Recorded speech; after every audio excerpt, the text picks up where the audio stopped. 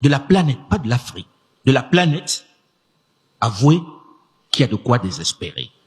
Si le Mali, premier producteur potentiel ouest-africain de lithium, n'est pas la solution aux batteries électriques, il faudra reconnaître qu'on est mauvais. C'est un fait. Si on estime que le Mali, deuxième producteur d'or africain, n'a pas de garantie financière crédible à présenter sur le marché financier, alors là, c'est qu'il y a un vrai problème, puisque l'or, c'est la valeur refuge. Et il y en a largement ici. Mais on continue de nous dire qu'on n'est pas crédible sur le marché. On nous dit que la question minière requiert beaucoup de capitaux et que nous n'en avons pas.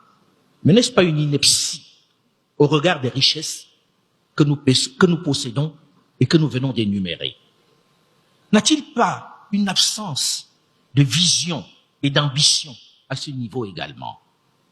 Je laisse Guy Robert Lukama, minier, ancien banquier et aujourd'hui président du conseil d'administration de la GECAMIN, l'une des plus importantes entreprises minières du continent, mais surtout président de la commission sous-sol de Mansa, évoquer cette question financière dans les mines. Eh bien, Fatoumata et Alain, vous avez fait une très bonne introduction de ce sujet, parce que nous, Africains, comme Alain l'a si bien dit, nous ne sommes pas donnés les moyens d'appréhender la vraie complexité des projets miniers, préférant laisser ça à d'autres, trouvant que c'était des sujets particuliers.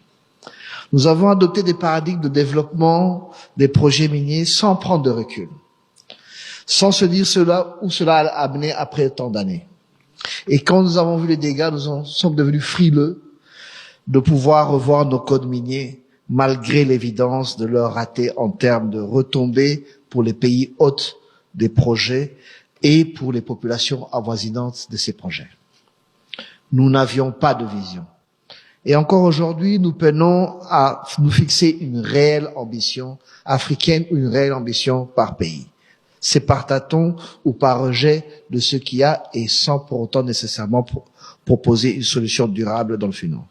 Un des points criants et voire irritants dans les projets miniers et dans ce qu'on voit dans l'activité minière à travers l'Afrique est le financement de projets et aussi de la gestion des revenus générés par les dits projets. Les mines, certes, et on l'a encore insisté, demandent beaucoup de capitaux, beaucoup d'argent frais pour sortir de terre, exploration, construction et production minière.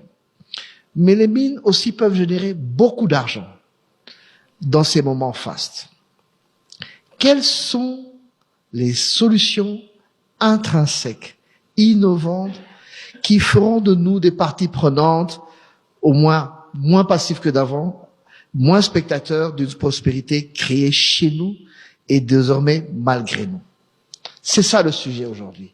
Comment nous devons stopper de demeurer spectateurs alors que la création de valeur se fait chez nous? Rappelons toujours que nous détenons ce que les autres veulent et ont besoin pour pouvoir faire leur transition écologique. Et que les règles